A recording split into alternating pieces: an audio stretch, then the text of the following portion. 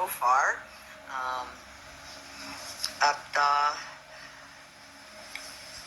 mahirap hindian ang sinasabi sa bidyong yan na may isang malawakang plano na may kinalaman sa politika at sa 2028.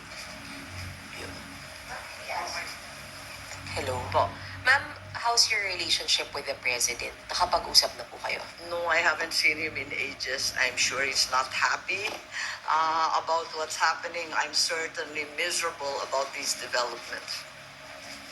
Sinasabi niyong plano ng gobyerno, pinlano ito, politically motivated.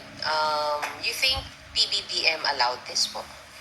Hindi ko alam, inako ni SOJ Boying Remulla na siya nagputos. Ngayon hindi ko alam kasi sa isang banda, masasabing alter ego ang bawat membro ng kabinete. Sa ibang banda naman, kusang ginawa ni Secretary of Justice. May pinaimbestigahan kayo sa Office of the Ombudsman, so i-furnish niyo sila ng copy ng findings ninyo, ma'am? Yes, definitely. Papadala natin doon. Dahil, as we know, this is only in aid of legislation at may mga legislation na rin kaming naiisip hinggil sa mga usaping ito. Kailangan i-forward na namin sa iba't ibang korte. Itong findings ninyo, official na to, so no more hearings. Hindi ko pa alam. Ang tawag ko nga further findings because I'm not certain that we can close this. There are also allegations that, first of all, several weeks ago, a draft was mooted involving a warrant of arrest of 5 police officers, including Senator Ronald Bato de la Rosa. Of late, there has been a rumor, once again, that the Vice President will in fact be issued by the ICC a warrant immediately.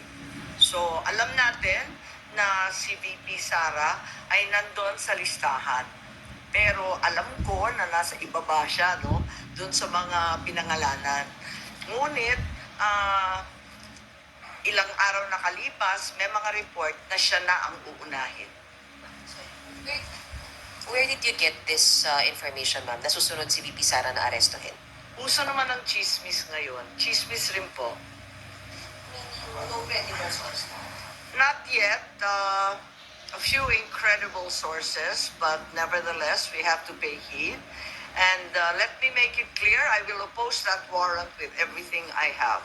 Foremost, the administration has said time and time again through the President himself that the ICC has no jurisdiction in the Philippines. Therefore, any warrant of arrest by the ICC cannot be enforced in this country for lack of jurisdiction. It is nothing, that warrant from the ICC, but a mere scrap of paper. Walang bale yun. In addition, there's no basis for the Philippine government to cooperate with the Interpol in enforcing an ICC warrant.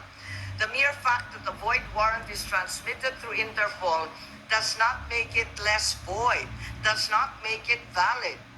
At ikatlo, as the hearings have established, the circumstances surrounding the investigations of the ICC in this country, the incidents leading to the issuance of these ICC warrants, and the enforcement of such warrants are politically motivated and really are in violation of Article 3 of the